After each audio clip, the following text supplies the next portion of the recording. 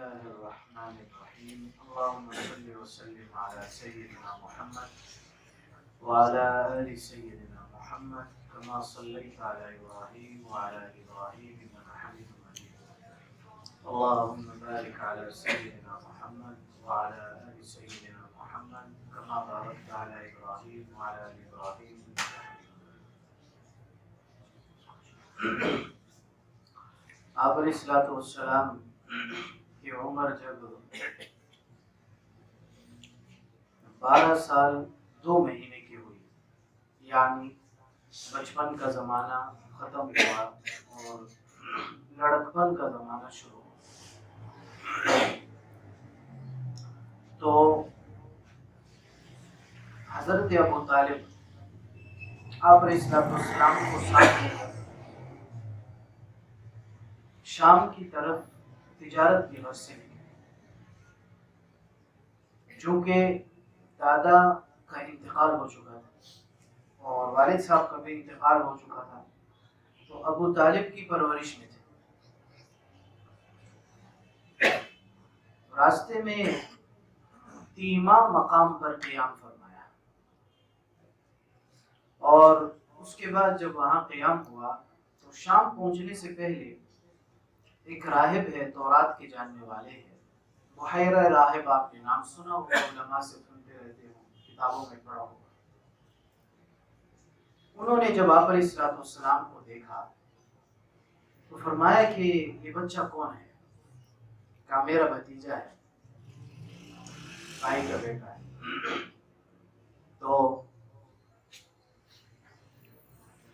انہوں نے کہا کہ ان کو شام آپ نہ لے جائیں، اگر آپ ان کو شام لے گئے تو یہودی ان کو وہاں نعوذ باللہ قتل کر دیں گے۔ کہا کیوں؟ کہا کہ اس امت کا نبی ہے اور یہودیوں کے دین کو یہ منسوخ کریں گے اور یہودی اس بات کو جانتے ہیں۔ کہا آپ کو کیسے پتہ چلا؟ کہا میں تورات کا عالم ہوں اور تورات میں جو حلیہ نبی آخر الزمان کا بتلایا ہے وہی نہیں کریں، لہٰذا آپ ان کو شام نہ لے جائیں۔ حضرت ابو طالب کو خطرہ محسوس ہوا اور وہاں سے ہی ان کو واپس کر دیا، خود تشریف لے گئے۔ آپ علیہ السلام کو واپس بھیج دیا مکہ معظم۔ اس کے بعد آپ علیہ السلام کی عمر جب 14-15 سال کی ہوئی یا 20 سال کی، تو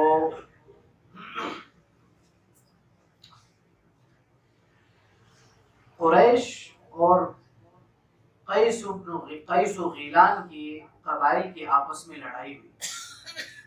حضرت صلی اللہ علیہ وسلم فرماتے ہیں کہ میں اپنے چچاؤں سے تیروں کو بچاتا تھا، یعنی آپ علیہ السلام بھی اس میں بحیثیت فرد شریک ہوئے، اور کہا کہ اپنے چچاؤں کو تیروں سے بچاتا تھا، یعنی آپ کی شجاعت اور بہادری۔ پھر اس کے بعد جب 25 سال کی عمر ہوئی تو پھر حضرت صلی اللہ علیہ وسلم کا دوبارہ سفر ہوا شام کی طرف بغرض تجارت بنفس نفیس۔ یہ سفر وہ تھا جو حضرت خدیجہ الکبریٰ رضی اللہ تعالیٰ عنہ، خدیجہ ابن خویلد بنت خویلد، خدیجہ بنت خویلد رضی اللہ تعالیٰ عنہ، مکہ معظمہ میں چونکہ آپ علیہ السلام کی امانت داری، دیانت داری، شرافت، اخلاق، کردار، خلوص، اس کا ایک عجیب شہرت تھی پورے قریش قبیلے میں۔ تو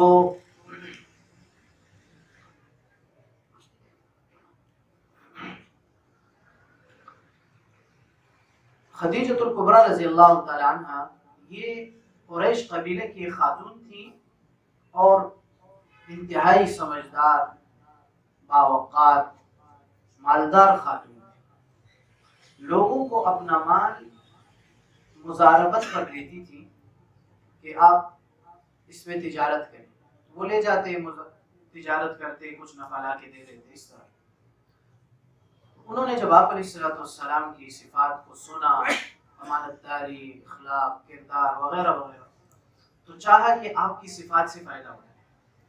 اب آج کے سبق میں ہمارے عصر حاضر کے لحاظ سے بڑے اسباق ہیں، میں نشاندہی کروں گا انشاءاللہ۔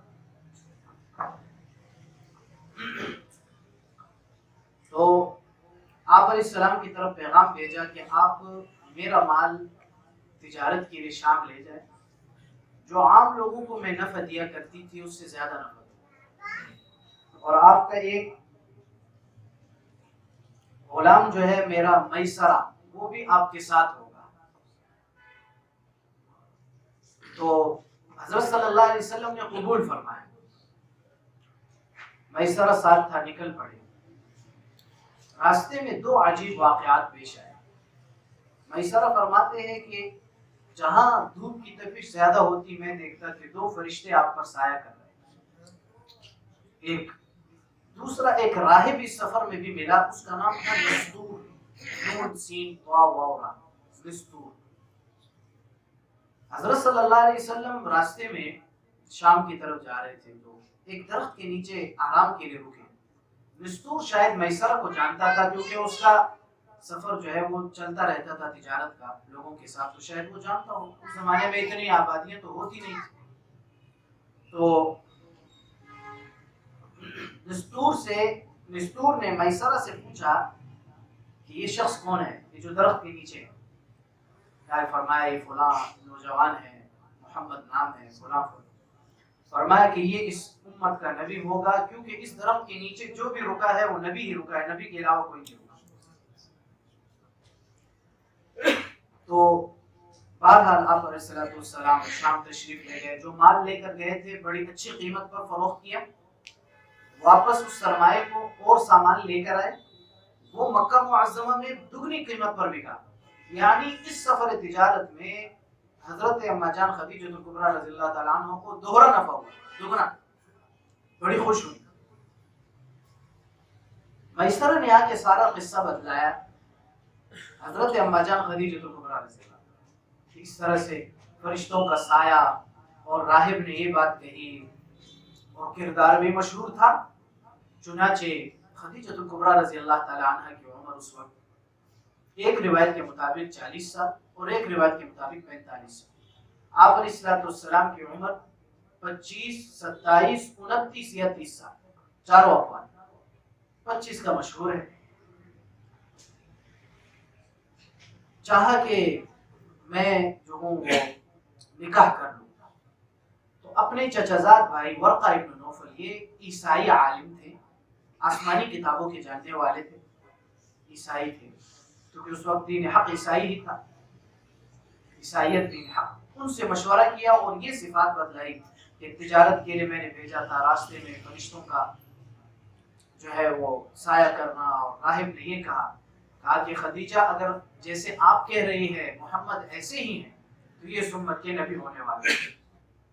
اور فرمایا کہ وہ جو ہماری کتابوں میں جو ان کا وقت بتلایا گیا ہے یہ وہی وقت ہے جو خدیجہ بنت خویلد رضی اللہ تعالی عنہ نے آپ علیہ السلام کی طرف یہ بات بھجوائی کہ میں آپ کے اخلاق، کردار، صفات اور آپ کی اچھی عادات کی وجہ سے میں چاہتی ہوں کہ آپ کا قرب حاصل کروں، یعنی نکاح ہو جائے۔ حضرت صلی اللہ علیہ وسلم نے خود فیصلہ نہیں فرمایا، اپنے چچاؤں سے مشورہ کیا، کیونکہ بڑے ہوئی تھے۔ آج کے سبق میں بڑے اسباب ہیں ہمارے عصر حاضر کے لحاظ سے، میں گنوا دیتا ہوں پیچھے۔ چچاؤں سے مشورہ کیا، چنانچہ ابو طالب، بنو ہاشم کے سردار، مضر قبیلے کے سردار، یہ سارے کے سارے جمع ہوئے، قریش سارے جمع ہوئے۔ پھر ابو طالب نے، حالانکہ وہ اس وقت تک آپ علیہ السلام نبی بنے ہی نہیں تھے، انہوں نے نبوت، آپ کی نبوت کو کیا تسلیم کرتے، ابھی تک تو آپ نبی ہی نہیں بنے، بعثت ہی نہیں ہوئی۔ جو خطبہ دیا ابو طالب نے، نکاح بھی انہوں نے پڑھا ہے، اور جو خطبہ دیا وہ عجیب الفاظ ہیں۔ فرمایا کہ یہ میرا بیٹا، یہ میرا بھتیجا محمد ابن عبداللہ ہے، اگرچہ مال میں بہت قلیل ہے لیکن اس کو جو اس کے اندر جو صفات، کردار اور اخلاق ہیں وہ اتنی اعلیٰ ہے کہ اگر آپ سارے لوگوں کو اس کے مقابلے میں کھڑے کر لیں تو یہ سب سے عالی شان ہوگا۔ صفات اللہ نے ایسی دی۔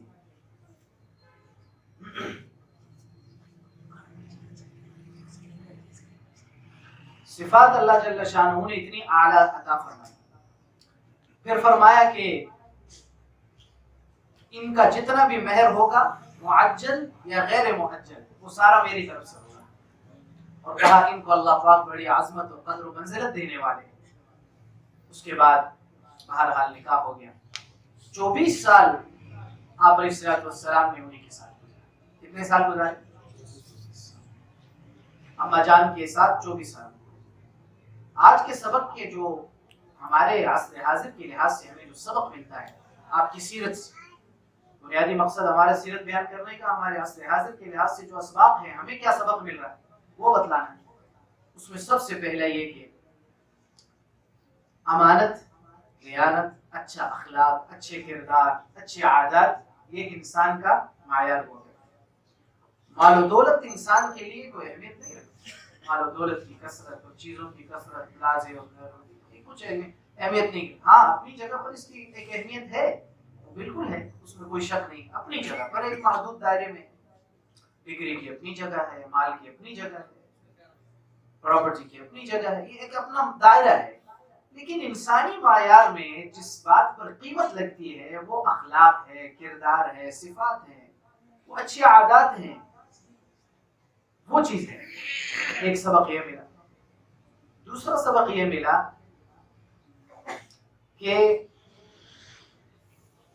کاروبار کے اندر اگر کسی کے ساتھ کاروبار کیا جائے اس میں کسی کا حق نہ کھائے.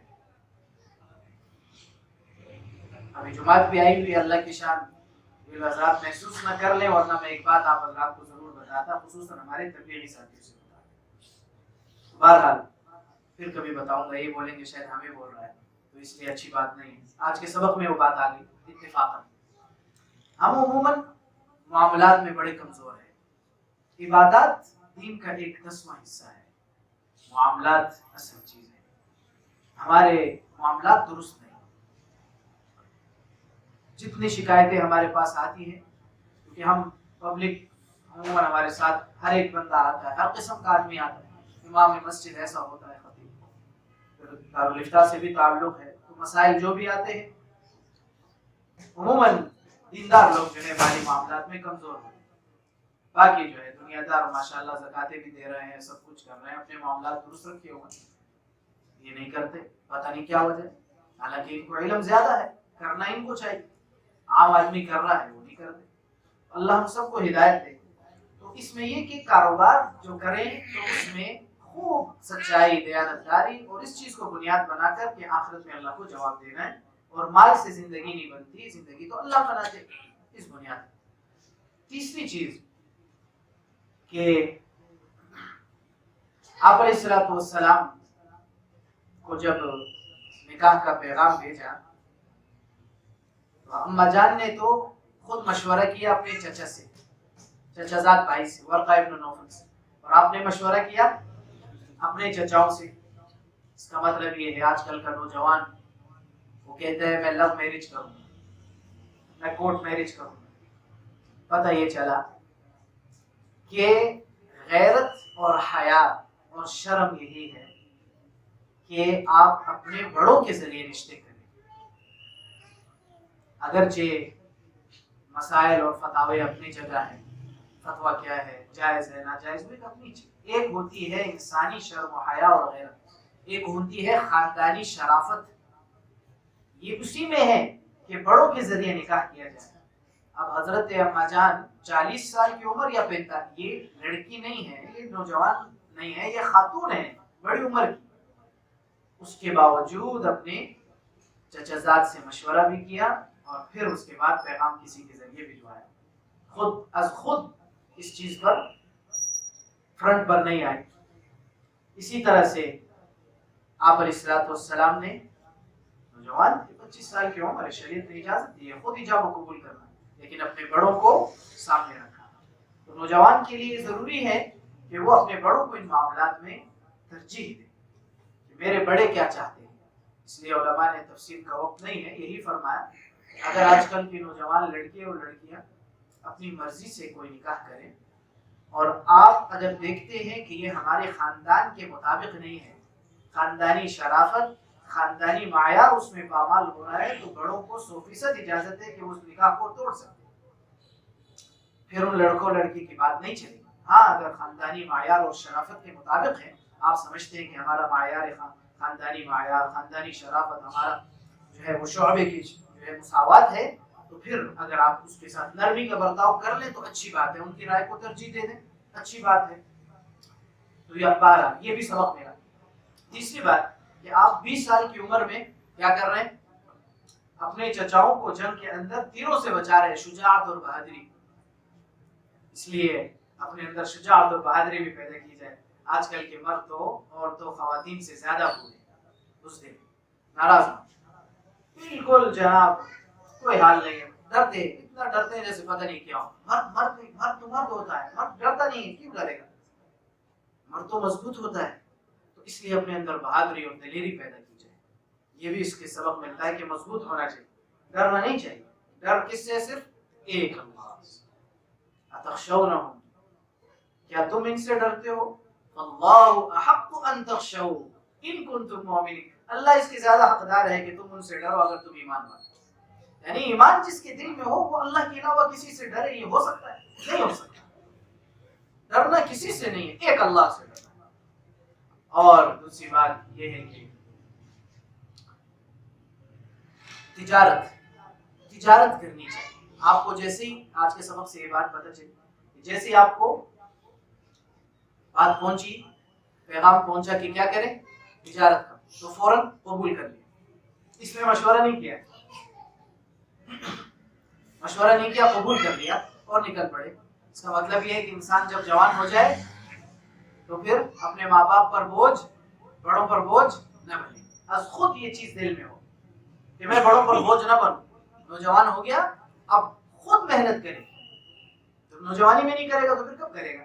اور یہ بھی پتہ چلا کہ کاروبار اور حلال مال کمانے کے جو اللہ نے ذرائع بنائے ہیں، تجارت ہے، زراعت ہے، صنعت ہے، اسی طرح سے اور بھی شعبے ہیں، تو ان میں سب سے بہترین شعبہ وہ تجارت کا ہے۔ 99% رزق تجارت میں، 1% رزق باقی شعبوں میں۔ 99% رزق تجارت۔ اس وقت ہم لوگ صرف نوکریوں پر جو ہے وہ بیٹھے ہوئے ہیں، مجھے نوکری مل جائے، وہ کہتے ہیں مجھے نوکری۔ اب اتنی نوکریاں کہاں سے ہو؟ میرے والد محترم آج تک جو بھی ملازم ہو، سرکار کا ہو یا پرائیویٹ ہو، اس کو کہتے ہیں نوکر۔ میرے ابو الحمدللہ حیات ہے، اللہ کی عمر ہے، نوکر، سرکار کا نوکر ہے، وہ فلاں ادارے کا نوکر ہے۔ نوکر کس کو کہتے ہیں ہمارے معاشرے میں؟ نوکر کی کوئی حیثیت ہوتی؟ نوکر کیا ہے؟ نوکر ہے۔ نوکر نہ بنے، مالک بنے، تجارت کرے، کوشش کرے کہ تجارت میں آئے، کاروبار کرے۔ دنیا کے کاروبار ہیں، اللہ راستے کھولتے ہیں، اللہ سے مانگے، دیانت ہو، سچائی ہو، آخرت مد نظر ہو، لوگوں کو فائدہ پہنچانا، تو راستے کھل جائے۔ یہ بھی سبق پتہ چلا کہ تجارت میں آئے۔ آپ علیہ السلام نے تجارت فرمائی، تو تجارت میں جو ہے رزق بھی ہے۔ باقی یہ ہے کہ اگر کاروبار ہو تو جو بات طے ہو اس کو اسی طرح پورا کریں۔ اور بھی اسباق ہیں انشاءاللہ بتاتے رہیں گے، اللہ عمل کی توفیق۔ الحمدللہ رب العالمین، اللہم صلی وسلم علی سیدنا محمد وعلی آل سیدنا محمد وبارک وسلم یا اول الاولین یا آخر الاخرین، اللہم صلی وسلم علی سیدنا محمد وعلی آل سیدنا محمد۔ یا اللہ اس درس کو میری اولاد، میری قیامت تک آنے والی نسلیں، حاضرین ان کی اولادیں، ان کی قیامت تک آنے والی نسلیں، سارے علاقے کے لیے، سارے شہر و ملک، پوری دنیا کے انسانوں کے لیے اللہ ہدایت کا ذریعہ بنا۔ اے اللہ اس کو ہدایت کا ذریعہ بنا، اے اللہ اس کو ہدایت کا ذریعہ بنا۔ یا اللہ پورا دین پورے انسانوں کی زندگیوں میں زندہ فرما دے، سب کو ہدایت عطا فرما دے، ہمیں 100% دین پر چلا دے، دین کی محنت کے لیے پوری دنیا میں ہمیں قبول فرما دے۔ اے میرے اللہ ہر جگہ مسلمان جہاں کہیں پریشان ہیں، ان کی جان مال عزت ایمان کی حفاظت فرما۔ یا اللہ خصوصاً غزہ فلسطین کے مسلمانوں کی مدد فرما۔ یا اللہ ان کی ضروریات پوری فرما، ان کے مردوں کی، عورتوں کی، ان کے بچوں کی، ان کے بوڑھوں کی، ان کے چھوٹوں کی، ان کے بڑوں کی، ان کے مالوں کی، ان کے گھروں کی، ان کے چپے چپے کی، ان کے ذرے ذرے کی حفاظت فرما دے، اپنا فضل فرما دے۔ یا اللہ ہم بے بس ہیں، اللہ ہمارے بس میں کچھ نہیں۔ اے اللہ آپ تو قادر مطلق ہیں۔ اے اللہ آپ اپنی وہی مددیں بھیج دیں جو آپ نے احزاب و بدر و غزوہ احد اور حنین میں بھیجی۔ یا اللہ ان کی مدد فرما دیں۔ یا اللہ ان کے مقابل میں جو بھی باطل قوتیں ہیں، ان کے جو بھی معاونین اور انصار ہیں، جہاں کہیں ہیں جیسے کہیں ہیں، یا اللہ ان سب کو ہدایت دے دیں۔ یا اللہ وہ بھی آپ کے بندے ہیں، اللہ آپ ان کو ہدایت دے دیں، اللہ آپ ان کو ہدایت دے دیں، ان کو بھی اپنا نیک بندہ بنا دیں۔ یا اللہ اگر ان کے مقدر میں ہدایت نہیں ہے، بدبخت ہیں، یا اللہ مسلمانوں پر ظلم کر رہے ہیں، یا اللہ ان کو وہ باطل اور ان کے معاونین اور انصار جو کہیں ہیں جہاں کہیں ہیں جیسے بھی، یا اللہ ان کو تباہ و برباد کر، رسوا و ذلیل کر، نیست و نابود صفحہ ہستی سے مٹا دے۔ یا اللہ ان کو ایسے صفحہ ہستی سے مٹائے کہ ان کا نام لینے والا کوئی نہ ہو۔ یا اللہ ان کو عبرت کا نشان بنائے۔ یا اللہ ان کے اسباب کو تباہ کرے۔ یا اللہ ان کے اسباب کو انہی کے خلاف استعمال کرے۔ یا اللہ ان کو آپس میں لڑوا دے، ان کے آپس میں پھوٹ پیدا کر دے۔ یا اللہ ان کے مکر و تدبیر اور حیلوں کو انہی کے خلاف استعمال فرما کر مسلمانوں کے خلاف جو کر رہے اس کو فیل فرما دے۔ یا اللہ آپ اپنے فضل سے ان کی مدد کر دے۔ یا اللہ سارے انسانیت کو ہدایت دے، ہر قسم کے پریشان حالوں کی پریشانیاں دور فرما، قرضداروں کی قرضوں کے بھائی، بے روزگاروں کو حلال روزگار دے، بیماروں کو صحت، مظلوموں کی مدد فرما دے۔ یا اللہ جن کی جو حاجات ہیں آپ جانتے ہیں، سب کی حاجتیں پوری فرما۔ اجتماع ہو رہا ہے یا اللہ اس کو اپنے فضل سے قبول فرما لے، ساری دنیا کے انسانوں کے ہدایت کا ذریعہ بنا لے۔ یا اللہ ان میں جن جن چیزوں کے اسباب کی ضرورت ہے اپنے غیبی خزانوں سے مہیا فرما دے۔ یا اللہ ان کو جو جو تقاضے مطلوب ہیں وہ تقاضے پورے فرما دے۔ یا اللہ ہم سے بھی کام لے لے۔ اے اللہ ہم تو سر سے پاؤں تک گناہوں میں ڈوبے ہوئے، اس کام کے قابل نہیں ہیں، نہ ہمیں کام آتا ہے۔ اے اللہ آپ ہی سکھلا دے، آپ ہی لے لے، آپ ہی ہم سے پوری دنیا میں کام لے لے اپنے فضل سے۔ صلی اللہ سبحان اللہ۔